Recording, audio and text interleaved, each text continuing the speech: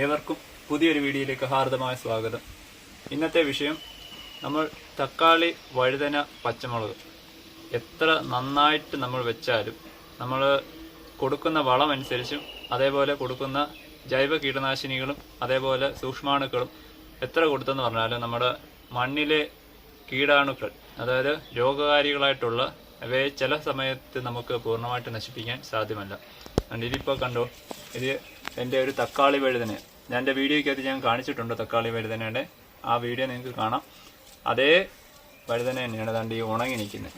ഇത് മൂടുമൊട്ട് മുകൾ ഭാഗം വരെ ഉണങ്ങിപ്പോയി. അത് കാരണം വളത്തിൻ്റെയോ വേറൊന്നും കൊണ്ടല്ല, വാട്ടരോഗമാണ്.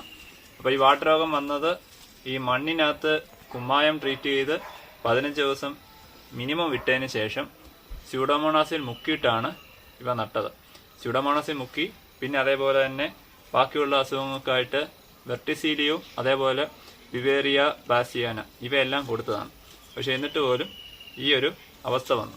നമ്മുടെ ഈ കാലാവസ്ഥയിലെന്ന് പറയുമ്പോൾ മണ്ണിലെ അമ്ലത എത്ര മാറ്റിയെന്ന് പറഞ്ഞാലും ഈ സൂക്ഷ്മാണുക്കൾ ജീവിക്കുന്നത് ചിലപ്പോൾ കൂടുതലാണ്. എന്ന് വെച്ച് കഴിഞ്ഞാൽ നമ്മൾ ഈ കൊടുക്കുന്ന അതായത് വെക്കുന്ന തൈകൾ ചിലപ്പം ഹൈബ്രിഡ് ആയിട്ടുള്ള വിളകളാണെങ്കിൽ പലപ്പോഴും നമുക്ക് പറ്റുന്നൊരവസ്ഥ ഇതാണ്.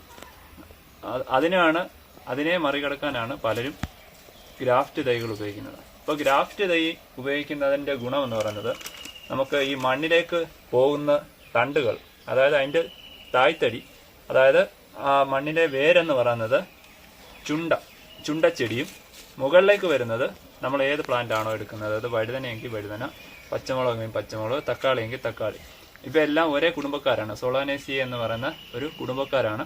അപ്പം ഇതിലേക്ക് വരുന്ന വളർച്ച വരുന്ന ഈ ഗ്രാഫ്റ്റ് ചെയ്ത് വരുമ്പോൾ ചുവട് ഭാഗത്തിലേക്ക് ഈ വാട്ടരോഗം സംഭവിക്കത്തില്ല. അപ്പം ഈ ഒരു ചെടിയാണ്, ഇതിനെയാണ് നമ്മുടെ നാട്ടിൻ പുറങ്ങളിലൊക്കെ റോഡ് വശങ്ങളിലൊക്കെ ഒരുപാട് ഇതുണ്ടായി നിൽക്കുന്നത് കാണാം. അതായത് വലിയ ചെടിയാണ്, വലിയ ചെടിയല്ല, ഏകദേശം നല്ല പോലെ വേരാണ്. അതുകൊണ്ട് ഇതുണ്ട്, ഇത് ഞാൻ കവറിനകത്ത് നട്ട് പിടിപ്പിച്ചതാണ്. അതിൻ്റെ വേര് പൊട്ടി ഇതിൻ്റെ ചുവട് ഭാഗത്തേക്കെല്ലാം നന്നായിട്ട് പടർന്നതാണ്. അപ്പോൾ ഇതിൻ്റെ ഒരു ഗുണമെന്ന് പറയുന്നത് നമ്മൾ ഇതിൽ ഗ്രാഫ്റ്റ് ചെയ്യുകയാണെങ്കിൽ വഴുതനയും പച്ചമുളകും തക്കാളിയൊക്കെ ഇതിൽ ചെറിയ രീതിയിൽ തന്നെ ഗ്രാഫ്റ്റ് എടുക്കുകയാണെങ്കിൽ ഈ വാട്ടരോഗം പൂർണ്ണമായിട്ട് മാറ്റാം.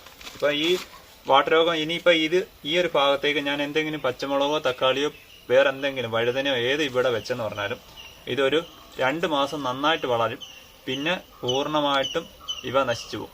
അപ്പോൾ അങ്ങനെ ചെയ്യാതിരിക്കാൻ എന്തൊക്കെ ചെയ്യണമെന്ന് പറഞ്ഞു കഴിഞ്ഞാൽ ഇതിനെ പിന്നെയും നന്നായിട്ട് കുമ്മായം ട്രീറ്റ് ചെയ്യണം. അപ്പോൾ ഇപ്പോൾ ഞാൻ ചെയ്യാൻ പോകുന്നത് ഒരു പരീക്ഷണമാണ്. ഇപ്പോൾ എന്തായാലും ഞാൻ നന്നായിട്ട് കുമ്മായം ട്രീറ്റ് ചെയ്ത് അതേപോലെ സ്യൂഡോമോണാസും ഒഴിച്ച് 15 ദിവസം കൂടുമ്പോൾ സ്യൂഡോമോണാസ് ഒഴിച്ച് എല്ലാം ചെയ്ത ഒരു മണ്ണാണിത്. എന്നിട്ട് തന്നെ ഇതിൽ ഈ ഒരു അസുഖം വരണമെങ്കിൽ ഈ മണ്ണിനകത്തെ അതിൽ മൈക്രോ ഓർഗാനിസം അതായത് ഈ പറയുന്ന കീടം വരുത്തുന്ന കീടരോഗകാരികളായിട്ടുള്ള ജീവികൾ സൂക്ഷ്മാണുക്കൾ അതിൻ്റെ അളവ് വളരെ കൂടുതലാണ്. അപ്പോൾ ഇതിപ്പോൾ ഞാനിപ്പോൾ ഏകദേശം ഒന്ന് പിഴുവാണ്. അല്ലോ, ഇതിൻ്റെ ഈ ചുവടെന്ന് പറഞ്ഞാൽ ഒന്നുമില്ല, എല്ലാം ഇതിൻ്റെ ഇവയെല്ലാം തീർത്ത് കളഞ്ഞു. അതുകൊണ്ടോ അത് നിങ്ങൾക്ക് ആ വീഡിയോ അതിനകത്ത് പഴയൊരു വീഡിയോ ഞാൻ ചെയ്തിട്ടുണ്ട്. തക്കാളി വഴുതന ഇതിനകത്തെ ബിവേറിയ ബാസിയാന എന്ന് പറയുന്ന ഒരു മിത്ര കുമിളിന് സ്പ്രേ ചെയ്യുമ്പോൾ ഈ ഒരു വഴുതനയുടെ ഒരു അവസ്ഥ നിങ്ങൾക്ക് കാണാം. അപ്പോൾ ഇതിൻ്റെ ചുവടെല്ലാം ഇതേപോലെ തന്നെ എല്ലാം ദ്രവിച്ചു. കാരണം ഇതിന് വെള്ളത്തിൻ്റെ കുറവോ അല്ലാതെ വളത്തിൻ്റെ കൂടുതലോ ഒന്നും സംഭവിച്ചതല്ല, പറ്റിയത് വാട്ടരോഗമാണ്. അത് തക്കാളിക്കും നമുക്ക് നല്ല രീതിയിൽ വിളവ് കിട്ടിക്കൊണ്ടിരിക്കുന്ന സമയത്താണ് വാട്ടരോഗം സംഭവിക്കുന്നത്. അപ്പോൾ കേരളത്തിലെ മണ്ണിലിപ്പം വാട്ടരോഗം വളരെ വളരെ കൂടുതലാണ്. അപ്പോൾ നിങ്ങളെല്ലാവരും ഈ രീതിയിൽ ചെയ്യാൻ ശ്രമിക്കുക. ഇപ്പം ഞാനിപ്പോൾ പരീക്ഷണമാണ് ചെയ്യുന്നത്. ഇനി ഞാൻ ഗ്രാഫ്റ്റ് ചെയ്യുന്നതിനെ പറ്റി ഒരു വീഡിയോ ഞാൻ ചെയ്യും. ഗ്രാഫ്റ്റ് ചെയ്യുന്നത് ചുണ്ടയിലാണ് ചെയ്യുന്നതെങ്കിൽ വളരെ എളുപ്പമാണ്. നമ്മുടെ നാട്ടിൻ പുറങ്ങളിലെല്ലാം നോക്കിയാൽ മതി, അല്ലാതെ ഈ വേറെ പ്രത്യേകം വിത്തുകളൊന്നും വാങ്ങിക്കേണ്ട ആവശ്യമൊന്നുമില്ല. ഇപ്പോൾ ഇതിൻ്റെയൊക്കെ എന്ന് പറഞ്ഞു കഴിഞ്ഞാൽ നമ്മുടെ നാട്ടിൻപുറങ്ങളിലെല്ലാം സുലഭമായിട്ട് ലഭിക്കും. റോഡ് സൈഡിലും ഒക്കെ നോക്കിക്കഴിഞ്ഞാൽ ചുണ്ടച്ചെടി കാണാത്ത നാടുകളില്ല. അപ്പോൾ അത്തരത്തിലുള്ള ചുണ്ടയുടെ വിത്തുകൾ നിങ്ങൾക്ക് നന്നായിട്ട് പഴുത്ത ചുണ്ടയ്ക്ക കൊണ്ടുവന്ന് നിങ്ങൾ പാകുകയാണെങ്കിൽ തന്നെ ഇത് നല്ല പോലെ ഉണ്ടാവും. അപ്പോൾ അതിൽ ഗ്രാഫ്റ്റ് ചെയ്യുകയാണെങ്കിൽ ചെയ്തെടുക്കാം. അപ്പോൾ ഈ ഗ്രാഫ്റ്റ് ചെയ്യുന്നതിന് ഒരു വീഡിയോ ഞാൻ ചെയ്യാം. ഇതിപ്പം ഒരു പരീക്ഷണമാണ്. ഈ മണ്ണിൽ തന്നെ ട്രീറ്റ് ചെയ്യാതെ തന്നെ ഞാൻ ഈ ഒരു ചുണ്ട ഇവിടെ നടുകയാണ്. അപ്പം അതെങ്ങനെയാണെന്ന് നോക്കാം. അപ്പോൾ അങ്ങനെ വളരുമോ ഇല്ലയോ എന്ന്. അപ്പോൾ ഇതിപ്പോൾ ഇതിൻ്റെ വേര് വളർച്ച ഇതിൻ്റെ ഗുണമെന്ന് പറയുന്നത് ഇങ്ങനെ ചെയ്താലുള്ള ഗുണം നമുക്ക് നല്ല രീതിയിൽ തന്നെ വളർച്ച ലഭിക്കുകയും ചെയ്യും. കൂടാതെ മുകളിലേക്ക് വരുന്നതിന് നല്ല വളർച്ച കിട്ടും. താഴേക്കുള്ളതിൻ്റെ വേര് പടലം ഈ പറയുന്ന ചുണ്ടച്ചെടി നോക്കുകയും ചെയ്യും. അങ്ങനെയാണ് പറയപ്പെടുന്നത്. എന്നാൽ നമുക്കൊരു പരീക്ഷണം പോലെ ഇതിനെ ഒന്ന് ചെറിയ രീതിയിൽ ഒന്നെടുക്കാം. ഇപ്പം വേറൊന്നും ചെയ്യുന്നില്ല. സാധാരണ ഞാൻ ഈ ഒരു മണ്ണിൽ തന്നെ കുമ്മായം ട്രീറ്റ് ചെയ്തിട്ടാണ്. അതുകൊണ്ട് ഇപ്പം ഈ മണ്ണിനകത്ത് വേറെ വളങ്ങളോ ഒന്നും ഞാൻ നൽകുന്നില്ല. ഇപ്പം സാധാരണ ഇതങ്ങ് ഡയറക്റ്റ് നടുക. ഇപ്പം ഈ മണ്ണെന്ന് പറയുന്നത് ശരിക്കും ഈ രോഗകാരികളായിട്ടുള്ള കീടം അവ എല്ലാം ഇതിനകത്ത് നന്നായിട്ട് ഉള്ള ഒരു സമയമാണിത്.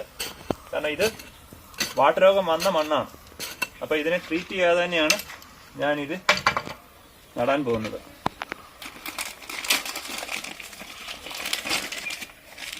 ഇതിപ്പോൾ ഇത് ഞാനാണെങ്കിൽ ചെറിയ രീതിയിലുള്ള തൈ ഈ ചുണ്ടച്ചെടിയുടെ ചുവട്ടിൽ നിന്ന് പിഴുതെടുത്ത തൈയാണ്.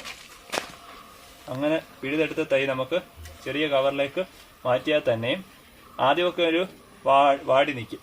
അപ്പോൾ ഈ സമയത്തൊക്കെ നമ്മൾ നടാൻ എടുക്കുകയാണെങ്കിൽ, അതായത് ചുണ്ടകളുടെ ചുവട്ടിലൊക്കെ ചെറിയ തൈകളും അതേപോലെ ഇച്ചിരി വലിയ തൈകളൊക്കെ കാണും. ഇത് നമുക്ക് മൂട്ടിൽ ചെറിയ രീതിയിൽ ഇച്ചിരി വെള്ളം ഒഴിച്ചിട്ട് കുഴിച്ചെടുത്ത് കവറിനകത്ത് ആക്കുകയാണെങ്കിൽ ഒരു 1-2 മാസം കഴിയുമ്പോൾ തന്നെ നല്ലപോലെ വേര് കാണും. ഇതിൻ്റെ വേര് പടലം നിങ്ങൾക്ക് ശ്രദ്ധിച്ചാൽ മതി. വഴുതനേക്കാട്ടിലും കൂടുതൽ വേരാണ് ഈ ഒരു ചുണ്ടച്ചെടിക്ക്. അപ്പോൾ അതിൻ്റെ ഗുണം നമ്മൾ കൊടുക്കുന്ന വളങ്ങളെല്ലാം വലിച്ചെടുക്കാൻ ഈ ഒരു വേരിൻ്റെ പടലത്തിന് ഭയങ്കര കരുത്താണ്. അതുകൂടാതെ ഇവയുടെ ആയുസ്സെന്ന് പറഞ്ഞാൽ വഴുതനേക്കാട്ടിലും കൂടുതലാണ്. 3-4 വർഷത്തിന് മേലെ ഈ ഒരു വഴുതന നിൽക്കും, ഈ ഒരു ചുണ്ട നിൽക്കും. അപ്പോൾ വഴുതന ഗ്രാഫ്റ്റ് ചെയ്യുകയും തക്കാളി ഗ്രാഫ്റ്റ് ചെയ്യുകയും ചെയ്യുകയാണെങ്കിൽ നമുക്ക് ആ വിളവ് ലഭിക്കും. തക്കാളി ഗ്രാഫ്റ്റിൻ്റെ അതിൽ അത്ര വിളവ് ഞാൻ പറയുന്നില്ല, എന്നിരുന്നാലും വഴുതന നല്ല രീതിയിൽ വിളവ് ലഭിക്കും. അപ്പോൾ ഇതിനെ ഈ ഒരു മണ്ണിലേക്ക് തന്നെയാണ് ഞാൻ വെക്കുന്നത്. വേറെ ഇതിനകത്ത് ഒന്നും ചെയ്യുന്നില്ല, ട്രീറ്റ്മെൻ്റ് ഒന്നും ഞാൻ ചെയ്യുന്നില്ല. ഇനിയിപ്പോൾ ഇതിൻ്റെ അപ്ഡേറ്റ് ഞാൻ പുറകാലെ ഞാൻ അറിയിക്കാം. ഇതിന് വാട്ടരോഗം സംഭവിക്കുന്നുണ്ടോ എന്നതാണ് എൻ്റെ ഒരു പരീക്ഷണം. അപ്പോൾ ഇത് നടക്കുന്നുണ്ടോ ഇല്ലയോ എന്ന് ഇപ്പം നമുക്ക് മണ്ണിൽ നമ്മളത് മാറ്റാതെ തന്നെയും അല്ലെങ്കിൽ ട്രീറ്റ്മെൻറ്റ് ചെയ്യാതെ തന്നെ വഴുതന നമ്മുടെ വീട്ടിൽ വിളയിച്ചെടുക്കാൻ അപ്പോൾ എളുപ്പമാവും ഈ പറയുന്ന രീതിയിൽ വിജയിച്ചാൽ. അപ്പോൾ ഇത്രയും ചെയ്യുന്നുള്ളൂ. ഞാൻ ഇത് ട്രീറ്റ് ചെയ്തെന്ന് വെച്ചാൽ 15 ദിവസത്തിന് മേലെ നല്ല രീതിയിൽ വെയിൽ കൊള്ളിച്ച മണ്ണാണ്. അതേപോലെ തന്നെ ഇതിനകത്തേക്ക് നന്നായിട്ട് വളങ്ങൾ മിക്സ് ചെയ്ത് തണുപ്പിച്ച മണ്ണാണ്. അതുകൂടാതെ തന്നെ സ്യൂഡോമോണാസും വെർട്ടിസീലിയം ലെക്കാനി, അതായത് സ്യൂഡോമോണസ് ആണ് ബാക്ടീരിയ വാട്ടത്തിനെ പ്രതിരോധിക്കുന്ന ഒരു ബാക്ടീരിയയാണ് സ്യൂഡോമോണസ്. വെർട്ടിസീലിയ എന്ന് പറയുന്നത് ഇതിൻ്റെ അകത്ത് അസുഖം വരാതിരിക്കാനുള്ള ഒരു ഫംഗസ് ആണ്, അതായത് വെർട്ടിസീലിയം ലെക്കാനി. അതേപോലെ തന്നെ ഇതിനകത്ത് കീടരോഗങ്ങൾ ഉണ്ടാവാതിരിക്കാൻ ഉപയോഗിച്ചാണ് ബിവേറിയ ബാസിയാന എന്ന മിത്രകുമിൾ. ഇതെല്ലാം കൊടുത്തിട്ടും ഇതിന് വാട്ടരോഗത്തിനെ ചെറുക്കാനുള്ളൊരു ശേഷി കിട്ടിയില്ല. അപ്പോൾ അതുകൊണ്ടാണ് ഞാൻ ഇപ്പോൾ ഇങ്ങനൊരു പരീക്ഷണം, ഇത് വിജയിക്കുമോ ഇല്ലയോ എന്ന് ഞാൻ എൻ്റെ വീഡിയോയ്ക്കകത്ത് അപ്ഡേറ്റ് ചെയ്തിരിക്കാം. അപ്പോൾ ഈ ഒരു വീഡിയോ നിങ്ങൾക്ക് ഇഷ്ടപ്പെട്ട ചാനൽ ഒന്ന് സബ്സ്ക്രൈബ് ചെയ്യുക, ലൈക്ക് ചെയ്യുക, ഷെയർ ചെയ്യുക. Thank you.